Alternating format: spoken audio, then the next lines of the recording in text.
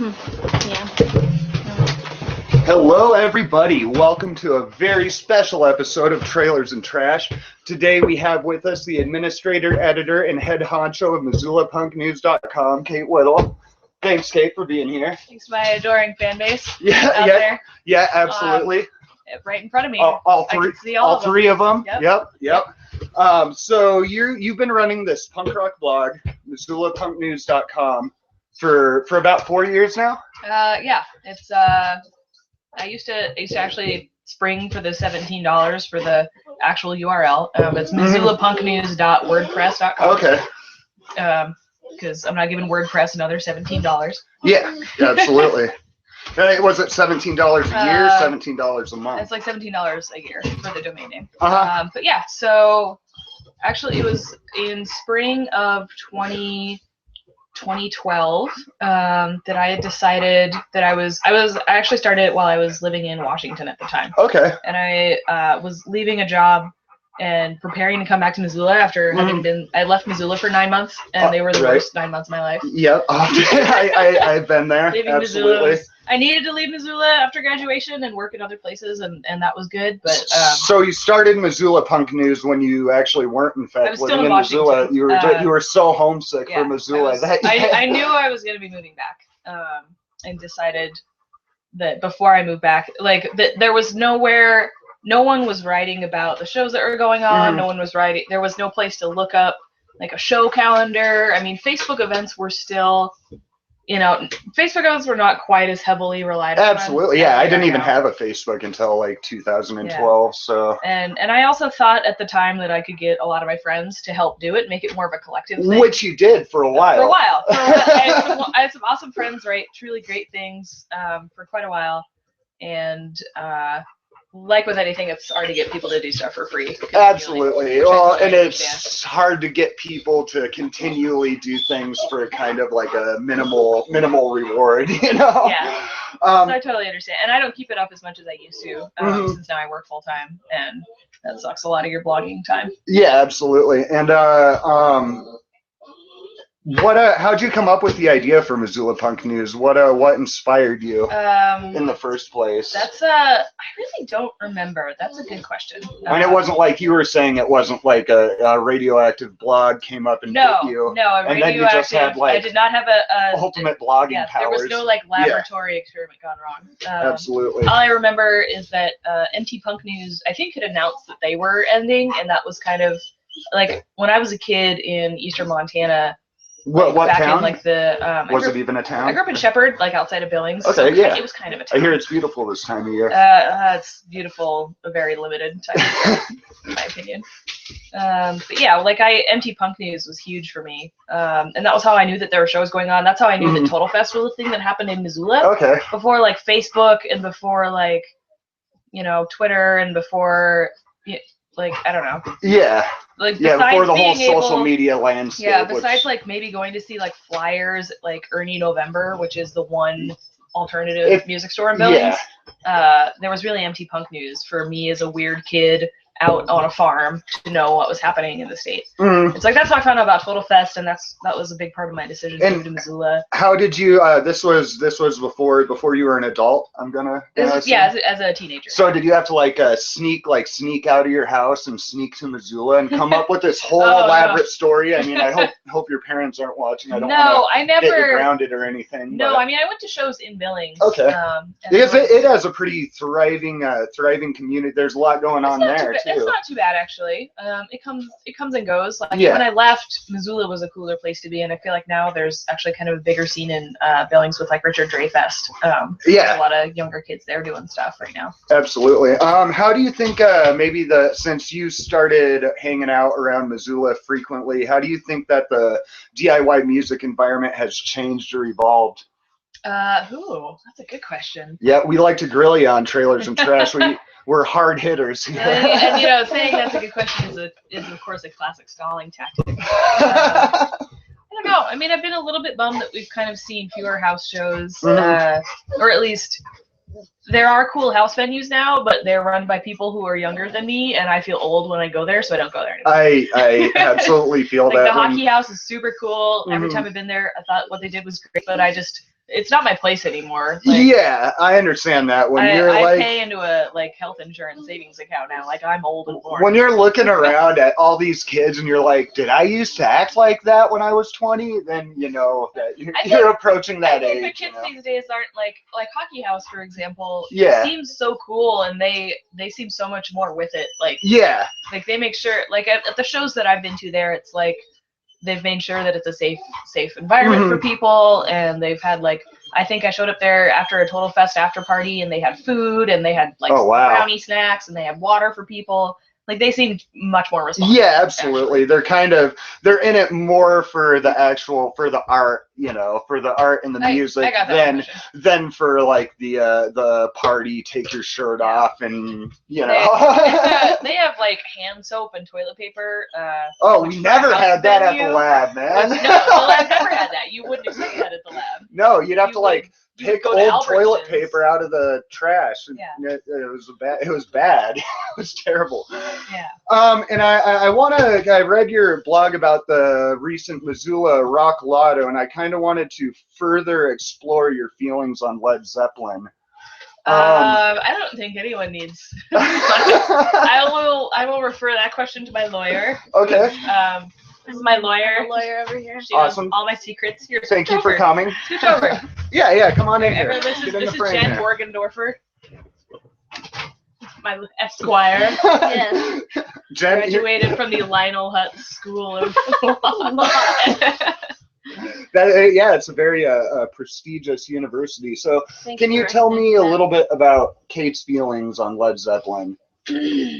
As Kate's lawyer, I know that she definitely doesn't want me to talk about her feelings about Led Zeppelin. Okay, fair enough. I will. Yeah, I don't know.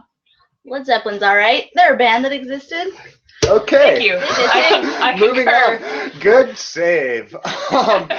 And who are your specific winners? Not the actual official Rock Lotto winners, but who are some of your favorite groups that you saw in the most recent? The later Rock Lotto goes, the more excellent it all becomes, but the less you remember any of it. Like Such is life. I missed the band that did Kashmir, and I think you were there for that. Was I? I don't remember. I was lawyering at the time. Okay. Yeah, she was lawyering at the time. It's a full-time job when Kate's drunk at a punk show, I'm sure. Very Constantly minimizing damage. Yeah. No, I really love Gene Payne, the band that like all dressed in like denim and denim masks. Oh, very cool. They do a vocoder, and they finished with an ABBA song. Oh, I love that. I love it when performers look like they're performing, and they don't just look like some dude walking down the street, you know, in their jeans and t-shirt. They got super weird with it, and I was like, yes, someone's getting weird. So for sheer weirdness, like that would be my high marks for weirdness. Awesome. I did enjoy Kia's Bulge, I will say. Kia's Bulge. Kia had a bulge? Kia had a bulge. I didn't even notice. Oh, it's not a band. You're talking about Kia. I thought it was a band called Kia's Bulge. Oh, right. Kia, the front. She was in lit zipline. Yeah. Zipline. She had a very impressive bulge going on. Awesome. And how many, going back to Total Fest, do you know exactly how many Total Fests that you've been to and attended? I've been to, I want to say 5 or 6. And what are some of your favorite Total Fest war stories? This might have to be referred to your lawyer. I'm not sure. My lawyer wasn't my lawyer at the time. She had a different lawyer then. My goodness, let me see. Yeah. Oh boy, those need to be some off the record stories. Now that I think about Well, you can say off the record before you say Fest, I think like my first Total Fest, I had just turned 21. Like I'd been 21 for a couple months. So that was excellent.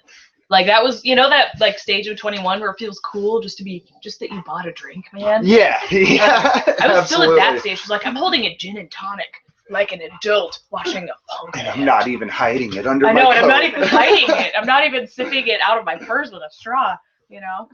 So I remember that feling, which is Did you really do that? You had drinks like stashed in your purse in a really long straw? As your lawyer, I advise against it. Yeah. No, the straw thing I never thought of, but man, that would have been a great idea. Yeah, that'd be brilliant. Yeah, no, Total Fest has always been such a crazy whirlwind. Like last year was great, and I'm not acknowledging that last year was the final year. because yeah. that's emotionally. You're extremely attached to Total Fest. I mean, that's clear in your blog. I mean, like it's Missoula such a Punk not just News. me, but like it's such a root of our scene and a defining like when you like go to I don't know when I go to Seattle or Portland to hang out, like that's what people know Missoula from. Yeah. And a lot of that scene. Absolutely. You know, like I've gotten free drinks in Portland because I was wearing a Total Fest shirt. They're like Total Fest. I played there. Just the one time, but yeah. Yeah. You know, Well, still, that's felt awesome, really cool. man. Free drinks are the best drinks. Do you think the upcoming Eel Fest might be able to fill the gap? All our friends are organizing that. Yeah, we had we had the elusive Mr. Davenport on recently. Yeah. I don't know. I think it could be better. Or at least just as good. Maybe not right off the bat, but with enough work and enough. It's one of those things that develops. Camp Days is also cool, and Camp Days is definitely taking more the the kind of lighter side, the indie and the more of the like goofball, like kind of. Yeah, there's not as many like crushing stoner metal bands in Camp Days, which is a staple of Total Fest. Yeah, and my thing with Total Fest is that. And there's criticisms of the Missoula scene that Total Fest is the only time people come out for that kind of thing in this town. And I don't think it's that. I think that it's people come out because watching a crazy stoner metal band or like super doomy band with like 400 other people in the room is such a different and cool experience. Absolutely. Well, in a really crammed, tight, like, assholes to elbows venue too, and not just like in a big like auditorium and you're standing 500 feet away and watching them on or like on a LCD screen, watching like Helms Ali play in, I think they played in the Badlander upstairs the last time they played Total Fest, and they're just crazy, awesome, loud noises they make deserve to be heard in like a room full of people. Yeah. Versus like a room in the VFW with like 3 people in it. Absolutely. And I've been to some shows at the VFW with 3 people in them that were super fun. Yeah, it just depends on the 3 people and of course the band. But more it depends on the audience. I mean, and the band's performance depends on the audience. When I play a shitty set, it's not my fault. It's the audience's fault. Yeah. Hands down. That's a cop-out. Just kidding. I want to talk about the blog roll and some of the other blogs that are kind of attached to Missoula Punk News. Like there's Weird Missoula by Tom Shaws. Sure. Terminal Escape, Upper Extremities. Tell us a little bit about those and why aren't they as active as I would like them to be? You should ask those people. For sure. Blogging it's pretty thankless, even when people like what you do, the only thing you really see, unless you're a super active blog, the only thing you see is page views. That can sort of give you an idea of what people like.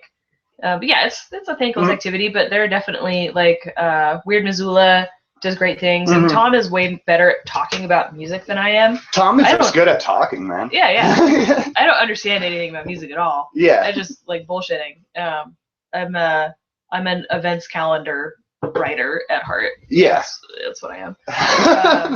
And Upper Extremities is actually a music blog that's now defunct out of Portland, but the Willamette at Week ran it, and my friend Chris actually wrote for it, and he wrote reviews of like all the like weird, cool, like punk and emo bands coming out of the Portland area, and I discovered like so much amazing music through that. Awesome. Even the archives are fun to look through. That I was just gonna bring that up is one part of it that's obviously great is it keeps people updated on current happenings in Missoula. But what's even funner for me is going back to like page 70 to like the year 2012 when it started and just going through the shows being like, oh fuck, I remember that. I was there, I remember that, because my memory is hazy and I need a little nudge sometimes in the right direction to remember what exactly I did the last 5 years, And it's a bummer to me that I don't have the time and energy to keep it up like I used to. I mean, I write for the Independent, and we of course do a lot of that coverage, but we don't do as much recapping and as much like this is what did happen.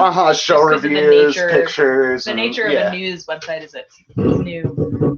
That's my lawyer has placed a beer in an extremely precarious it's fine. location. Okay. If the lawyer says it's fine, it's fine. If it spills, I've got you covered. Quick note, if you want to call in and talk to Kate Whittle, the number is 406-926-2630. The lines are open. We're waiting for your call. How long have you been working for the Independent? I could tell you, but then I'd have to kill you. No, August 2012. August 2012. Oh, wow. I started as copy editor and did some freelance writing and Mhm. kind of worked my way up through the ranks. I was calendar editor for a long time. I'm not calendar editor anymore, so quit sending me your event listings. I don't care. I do care, but I don't care.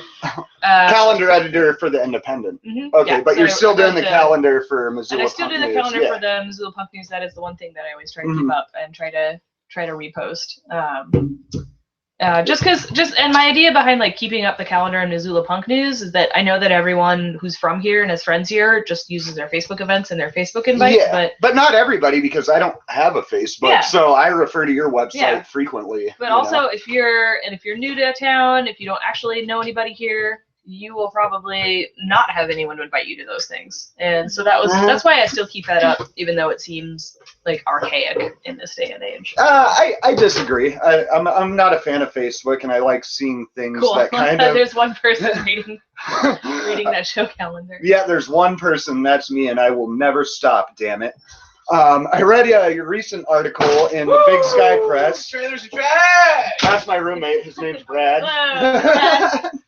I read a recent article in Big Sky Press. How is the Big Sky Press affiliated with the Independent, first of all? That's just I'm not even actually sure. I just know that like I think they make our website. Okay. Like that's why like WordPress is the foundation for Missoula Punk News. That's the forgetting the word for it right now. But Big Sky Press is the Host. interface host Admit behind host. Okay, gotcha. I think that's what Big Sky Press is. I could be totally wrong. Don't quote me on that. My editor will find out and be mad at me. And you recently wrote about seeing Batman vs Superman. I did. I'd like to hear your thoughts and opinion on that. Kane? No. I just wouldn't recommend that anyone go to see Batman v Superman. Why is that? Ben Affleck didn't. Oh boy, yeah. I mean, how would you compare Ben Affleck to like Val Kilmer, who, in my opinion, is the other worst Batman? You know. So I'm by no means a Batman expert, but I went to that movie with a good friend who is, like, I think, the Batman expert. Oh yeah, Mm-hmm. No one else on Earth loves Batman he's the top authority on as Batman. much Okay. as my friend, who I'll call Grant because that's his name, loves Batman. But and he was so sad after the end of that movie.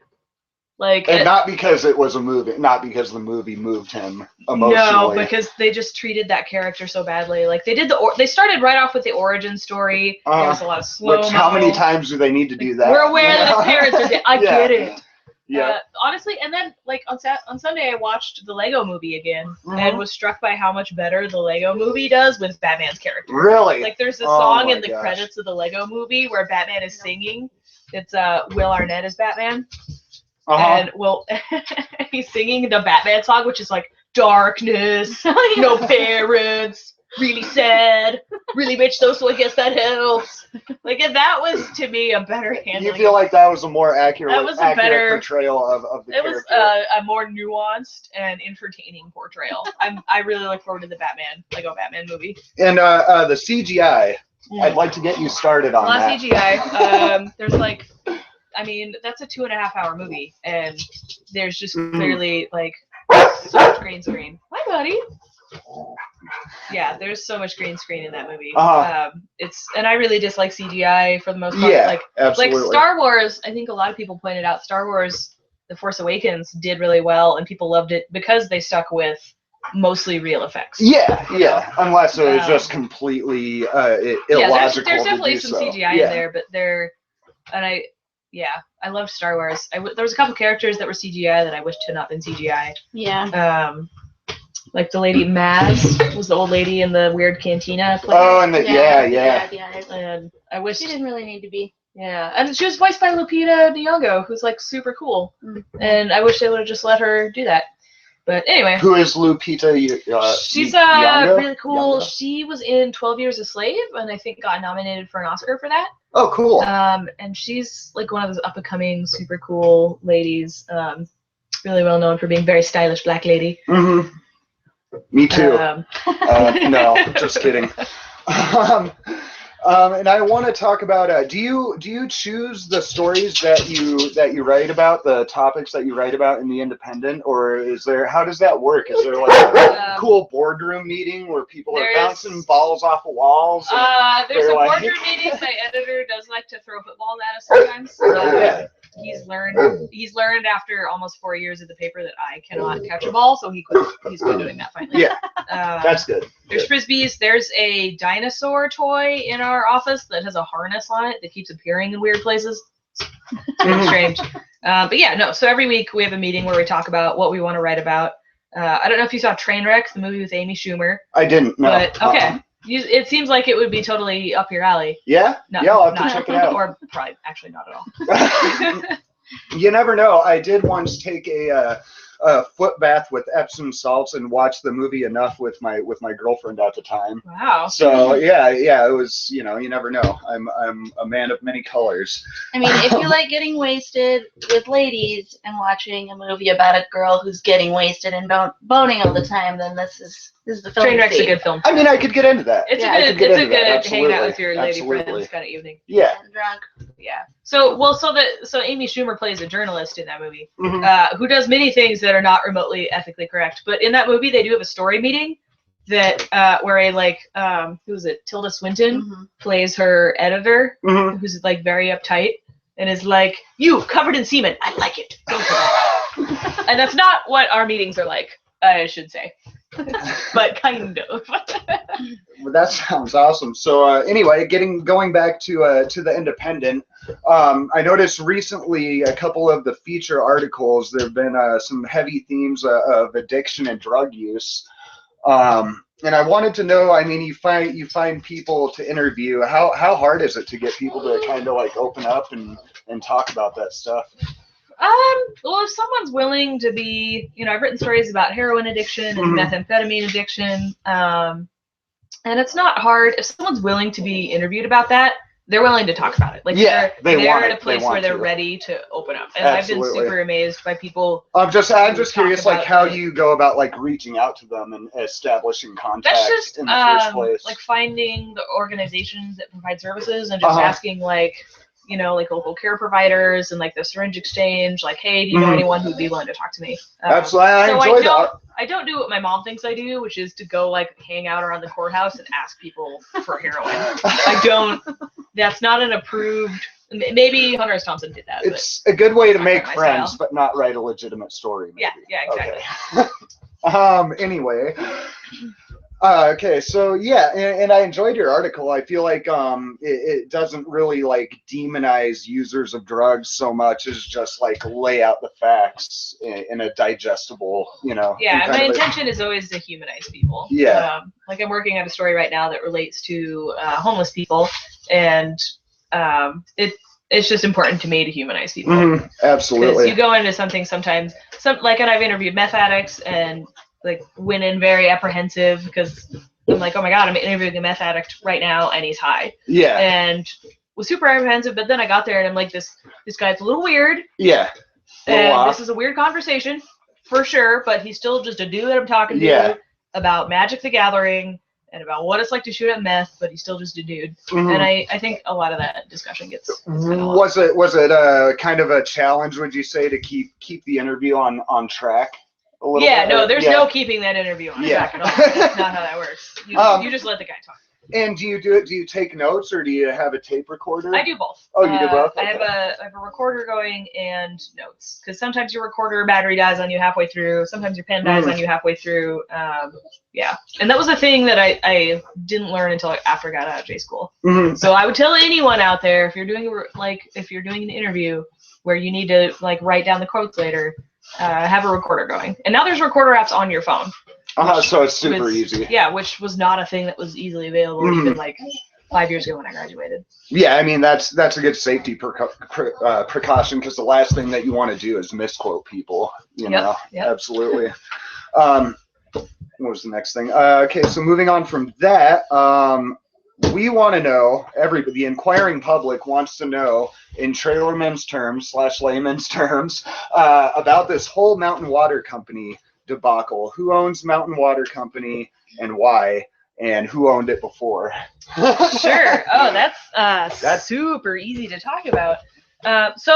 So I guess in response, I would say, like, do you want to know about which giant mega conglomeration owns it as of technically? Yeah, let's start from the top and go down. So the Carlyle Group, which is a huge group, huge multinational conglomerate, has taught, like, George Bush and Dick Cheney have been like on its board of directors before.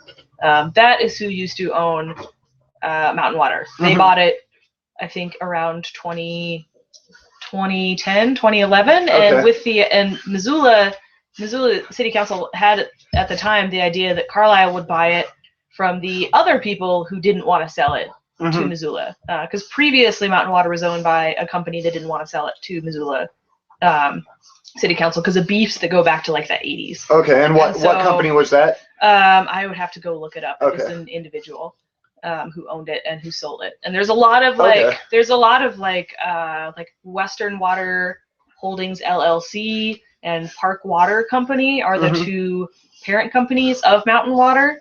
And then there's two other sister companies of Mountain Water. And those sister companies are, do you remind this? I know this is a lot of names, a lot of companies to remember. So, and those two sister companies are in California, and the one is called Apple Valley Ranchos Water System. That's what it used to be called. And the community of Apple Valley is also doing what Missoula is doing right now. Okay, they're about a year behind in the process of suing for eminent domain, because the community of Apple Valley, much like Missoula City Council, has said that the conglomerate that owns it is jacking up the water prices just to make more money and not to serve people.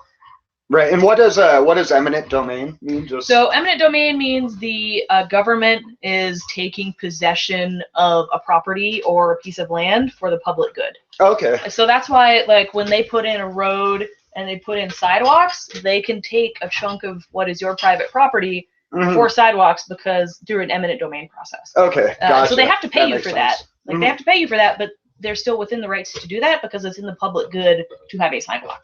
Right. And people sue all the time over that stuff. Do they win often, or is it usually? I mean, that really varies, but communities end up paying, for sure. Absolutely. But so in Mountain Water's case, the Missoula as a city, the city government. So when I say Missoula is suing, I mean like the Missoula city government is. Missoula is suing to own Mountain Water, and a judge has already said that we rightfully own Mountain Water. A local judge has said that. But so that decision was appealed by Carlisle, who used to own Mountain Water, and so now the Montana Supreme Court gets to decide whether Missoula should own Mountain Water. But in the midst of that, Carlisle, who still claims that they had the right to own it, and that's one of the richest investment groups, huge investment group. Carlisle, during that process, sold it to Liberty Utilities, which is based out of I want to say Nevada or Nebraska. I think Nevada. And so Liberty is buying a ton of utilities throughout the U.S. Like that's part of their stated business plan is to become a huge monopoly of utility companies. Yeah, in the U.S. People have to buy utilities. There's no advertising. You need them. You might as well it's a invest human in that, necessity. for sure. And so Liberty says that their intent is to run it appropriately and that they won't jack up rates and things like that, which in Missoula's case remains to be seen. But the question is whether, since a judge already ruled that Missoula should own it, whether Carlisle should have sold it while we were all still trying to figure out who deserves to own it. So it's ridiculous. Yeah, it's a huge debacle. There's a lot of legalese. That can be hard to digest. Yeah. But so most important, and there's a couple other things working through the legal system right now. Most importantly, from a lot of people's perspective, is what happens at the Montana Supreme Court decision, and they'll hear the arguments in that on April 22nd or 24th. It's going to be a big deal. It's going to be on campus at the Denison Theater. Okay, and the public's welcome. The public's welcome. It's like, because every year they make like one of their big cases like a showcase, like for people to come and look at. So that'll be really interesting. I know we'll probably be sitting in on a lot of that. Awesome. Yeah. You get for all three people here who are super into municipal politics, go do it, man. Check that. April 22nd at the Denison Theater. It's going to be off the hook. Yeah, you get pretty maybe involved isn't the right word, but you get pretty into the local politics, which some people think is about as exciting as watching paint dry, but it does affect our immediate environment. Yeah, it affects our lives in a ton of ways. So especially if you own property or rent property, if you're a renter here, then what city council chooses to do affects you because it affects property prices and housing and the housing market and all of that. So yeah, so if you're not homeless, it affects you. And it does affect you if you're homeless because city council decides what to do with you if you're homeless. Yeah, absolutely. So everybody, it's just the system we live under. Going through my list. I want to talk about, and this again might have to be referred to your lawyer. I'm not going to go too deep into it, but the UN bookstore recently was told, they recently took off the shelves their Pointless to Resist shirts. And I wanted to know, and you definitely don't have to answer this if you don't want to, do you think those shirts were made in bad taste? Do you think maybe because there's a big Grizz debacle, the Grizz came under fire for a rape case recently. Do you think those shirts were made in bad taste, or do you think just it was bad timing for them, essentially? Because I mean, it could be taken two different ways. It could be a competitive, Yeah, no, I think everyone can kind of see what the intent of the shirt was. It was a shirt that had the Darth Vader quote, "It is pointless to resist," with a picture of Darth Vader, and then it said Montana Grizzlies. Okay. See, I just thought it was the Grizz logo and the Pointless to Resist. No, the Darth Vader's picture's on it. It's obviously the Darth Vader quote. I think anyone who looked at it could see what the intent was. But the Missoula, the UN bookstore said when they pulled it, we could see why this is inappropriate, especially in light of recent events involving sexual assault at UN. So that was their stance, and they didn't I can see why that went through without anyone thinking about the implications. Yeah. I couldn't speculate on what that process was like. Absolutely. And I'm going to go back to Missoula Punk News for a minute, talking about Montana Punk. That was your go-to website when you were living in a rural town in Montana. That site is now I'm not sure what language it's in. I went there. I think it's German or Dutch. It's such a bummer. I noticed there's mtpunk. If you go to mtpunk.com/contact, spelled with K's, KONTAKT, there's a little message box, and I want to encourage people to go ahead and ask them where the other MT Punk went. I don't know that they would know. But I just think it would be fun if a bunch of people just emailed them. I like to stir it up around here. Yeah. Well, I mean, I'm sure someone in Billings or Helena would know who was running MT Punk. It was a dude named Brent, I want to say. It was the administrator. I'm sure some of the OG crew would know who that was actually, but I do not. Cool. Let's talk about your top 10 favorite. All right. What? My lawyer was telling me how to salute. Remember when Obama got in big shit for his? Yeah, you can't have a limp wrist. Also, you gotta, and it's gotta be your right hand. I'm pretty sure. Yeah. Well, am I doing it right? I mean, in the government it does, but not in the trailer park. Well, yeah. Thank you. And I want to know Kate Whittle's top 10 favorite Missoula bands ever. Past and present. See, the great thing about being a blogger / writer type person is that I can sit at my computer for an hour and think of the cool answer. No, I like the uncool answer. That's what we are all about, the uncool answer on Trailers and Trash. I feel like I'm gonna lose friends with this. I don't know. No, you won't. I mean, friends. there's they're not your real friends. I would say for pure musicianship, Birds Mile Home are wonderful and wonderful people. Their songs are so sad that I really can't watch them, which I feel weird about. But I'm just oh no, that's really sad. Yeah, God, that Joey Running Crane, he could make a can of paint cry. That's true. I swear. I don't think Joey plays in Birds Mile. Oh, he doesn't? No. What bird themed band was So Joey Running Crane and the Dirty Birds. Thank you. Oh my gosh! Wow. That's embarrassing. We'll He does his We'll own edit thing that. now, We'll edit though. that out later. But Birds no, Mile Home. but speaking of Joy, like Goddamn It Boy Howdy was a great band and one of my favorite bands to see. I'm actually wearing my Black Velvet Elvis jacket right now. They're they were like this weird like I don't know, like surfy dramatic rockabilly band from, I don't know if you would remember them at all.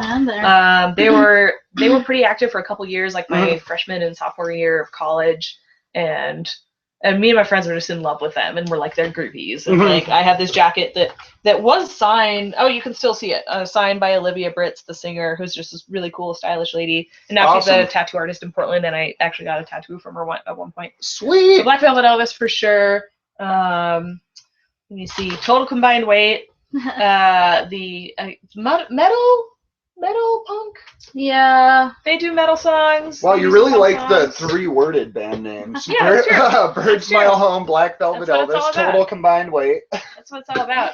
But mostly for the set that Total Combined Weight did of Minor Threat covers. Oh, wow, okay. They're well aware that that's the reason I like them, and I'm really just waiting for them to do that again. What was the occasion? Did they just decide Don't remember. one It day was we're just just going to do Minor Threat covers? It was like I was actually just when I had moved back into town and was still had just started Missoula Punk News, and they just did that. I don't know if there was an occasion for it. They just did it, and I didn't know any of those guys at the time, and now I know most of the guys in that band. They're all a bunch of dirtbags. Yeah. So did they like infuse the Minor Threat songs with some sludgy like? No, it was just a straight up, very sincere Minor Threat cover, and as a huge Minor Threat fan, it was one of the best moments of my life. Awesome. Awesome. So I'm trying to think of who else. Like my friends at Buddy Jackson, obviously. I don't know if they're even a band still. They haven't played a show in forever. They're a band. All right. I'm sure they're a band. I just haven't been seeing their name in the event listings in the Independent like every week. Yeah. It's more like every other month recently, now. So. Okay, cool. And who's in that band? And so they share a member with Birds Mile Home, Timmy Aratop, who's my good friend and is a really talented bassist. And then there's Nick Campbell and Grant Batman Atticus. And he must be the #1 Batman fan that went to Batman vs Superman. Wow. What do you think about it? It's weird they don't sing any songs about Batman. I know. Isn't that? I'm surprised Grant doesn't do his Growler solo. go? Maybe he's just not ready yet. Really? Yeah. It's Is it? Well, help yourself to Old Milwaukee. No, I'm okay. Old Milwaukee does weird things to my stomach. Gotcha.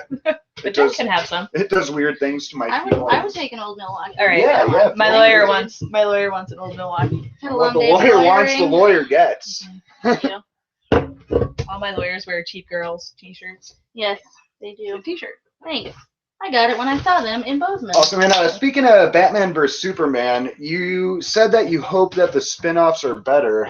I want to disagree with you here. I hope the spin-offs are worse, so they like just give up completely and another company, another director picks up. That's never going to happen. No, it's not. No, I do think they will be passed off to other directors. I think Zack Snyder has ruined so much of this franchise. Well, there's so much hype for it. I read a great article that pointed out that Zack Snyder doesn't like Superman as a character, and I think there's some validity to that. Like his handling of Superman is trying to be super edgy and trying to like make Superman like sort of a bad guy, but that doesn't work. Oh, you can't. You gotta play Superman straight, man. Yeah, he's a straight shooter. You know, you can't. Yeah, you can't corrupt that. Yeah. I don't know what a director who's not a fan of the characters is doing directing a movie about them in the first place. Who played Superman in that, by the way? So Henry Cavill, who is my boyfriend.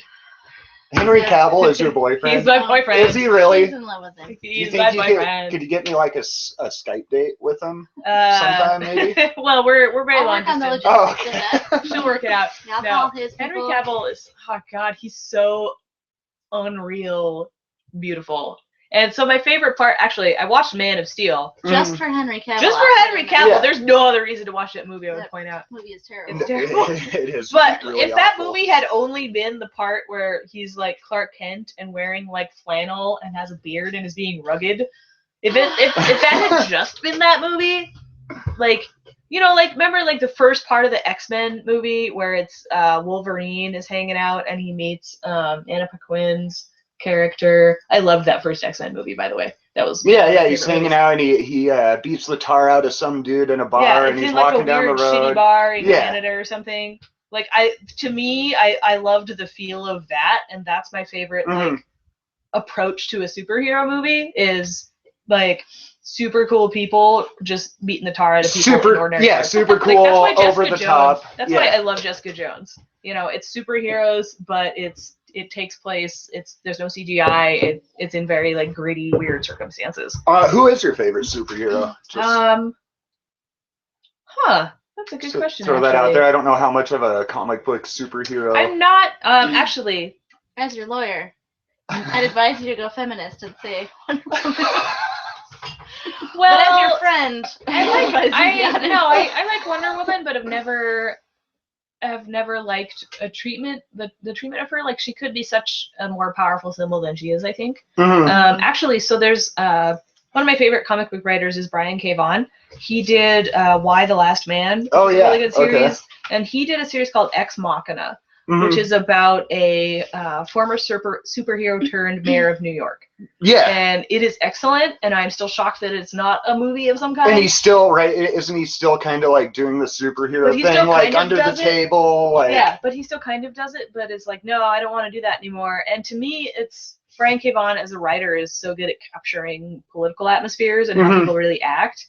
And I'm excited. I was reminded. Which is the first thing that any comic book fan looks for is a writer that can capture a good political atmosphere. Yeah, and not in a lot of those super old school superheroes like Batman and Superman and Spider-Man just originate from like, you know, Depression era politics. Yeah. That to me aren't super in tune with what's going on today. So like Brian K. Vaughan is like I really like Ex Machina is really good. Like that's one that I would recommend. Awesome. And that's probably your favorite. I think so. I don't know if they even finished that series. I don't remember how that series finished or if it ended on like a cliffhanger. Probably ended on a cliffhanger. Yeah. I think they try to end a story arc on a cliffhanger just so they have that option. Yeah. I read more comic books in college. Like everyone does, I guess. You told me earlier before we started filming that you brought a surprise today. Oh, I did. Oh, you did. Well, so I don't carry around copies of my newspaper all that often, and I don't carry around like LPs or anything. Actually, I try to distance myself. But I did bring. I'm a knitter, and this is a mascot that me and Jennifer keep around the house. And so this is Yarnery Rollins. This is a Henry Rollins doll. I'm just gonna. Oh, that's very cool. It looks exactly like him. camera. Be sure to hold it for that camera too. That's our extreme close-up. Oh, I see. Cam. This is the extreme close-up. Then when I get motivated, I can edit both cool. both of the footages together, which is probably never gonna happen. Yeah, and so you can see he has like his little black flag tattoos. And I got this out of a book, by the way. This was not like a super original thing. Here you go, bud. Yeah, right? Well, I don't think Henry Rollins whiskey. Henry Rollins doesn't actually drink, does he? Oh, no, he doesn't. Like, he's total, like, straight edge At our house, he loves whiskey. Yeah, at our house. There's a photo of him with a bottle of whiskey that's twice as big as he is. Is there? Oh, yeah. The 2-liter of Jameson we got. Wow. We throw some amazing house parties, I would just like to say, but I'll just put Henry right there. Well, yeah, that is just incredible. Yeah. He's a little sick now on the can from that drink of beer because he doesn't normally drink. And I have a surprise for you too, Kate. To thank you for being on Trailers and Trash, I'd like to present you with this autographed copy of Far and Away, starring Tom Cruise and Nicole Kidman on VHS. Who autographed it? I did. Oh, wonderful. That's perfect. Wow. What they needed was a country big enough for their dreams. Dude, I watched that movie a lot as a child. I did too. Watched it. That's great. Yes, Shannon was too feisty for him, but he was determined to get their land. I only remember that scene where he punched the horse, and that just plays in my head like over and over again. Punches a horse? Oh yeah, Tom Cruise gets mad at his horse because it's not going fast enough, and he just like cold cocks it like right in the face. It shouldn't be funny, but for some reason, no, that's hilarious. Whole movie is hilarious. It is. Well, I don't condone punching horses in the face, but when Tom Cruise does it, you just can't argue. It's like a little. He's so small though. It's just like a little. You know, like if a fly was bugging you in the face, that's Tom Cruise punching a horse. Yeah, absolutely. WCN Radio calls it Ron Howard's best film. You know, and I would agree with that. That's great. That's great. I can also. show this to the up close camera. That's pretty excellent. Thank you. I Yeah, appreciate absolutely. Thank you for coming on the show. I think we're about out of time unless there's anything else that you wanted to talk about, cover. Just say no, kids. Absolutely. Just say no. To something. Quick reminder, tomorrow night at the VFW, I'll be playing a solo set with New Old Future and a couple of other bands, so come on down and see that. It's going to be a lot of fun. Is there anyone you want to call? We got a landline here. You want to call? You want to call home? And no, actually, Mr. Davenport was supposed to call into this too. Was so he? Yeah. He's a poser. Yeah, well, He maybe might still be at work. he might be the one viewer we have right now on the yeah. live stream. Yeah. Okay, Mr. cool. Davenport, if you're listening, you have about 3 minutes to call 406-926-2630. Everyone else, don't forget to go to missoulapunknews.wordpress.com. And I update it sometimes. also check out Kate Whittle's recent articles in The Independent. Interesting, good stuff. Thanks again, Kate. I appreciate it. And your lovely lawyer. Thank you very much. I forgot your name because I have a terrible short-term memory. That's all right. It's Jen. It's Jen. Jen Morgendorfer. Jen Morgendorfer. I knew you had a really cool last name. I just wanted to hear it. Morgendorfer. That is my genuine last name. It's like if they're pulling the names out of the magic hat. Morgendorfer, like Gryffindor, Or if kind you of. like It's like 90s Gryffindor. MTV a lot, then yeah. I do. I've been watching a lot of Pauly Shore's old talk show. What? Yeah. Is that okay? Yeah, No, it's not okay to do, but I do it anyway. I do a lot of things that aren't okay to do. Okay. Yeah, he has this talk show, and one of the episodes is just him being like a janitor at Club Med, and like getting himself into all sorts of crazy hijinks. Pauly Shore Adventures. Just Pauly shoring it up. I love that guy. You know, the thing about Oh, Pauly Shore is he hasn't changed. Not at all. He's consistently Pauly Shore. I He's think still. his hair is even exactly the same, just that one little row of little teeny curls. Yep, absolutely. All right, guys. Well, thanks for watching Trailers and Trash. Come to the VFW tomorrow. As I slowly walk toward the camera, we're going to end the broadcast. Thanks again. Bye-bye.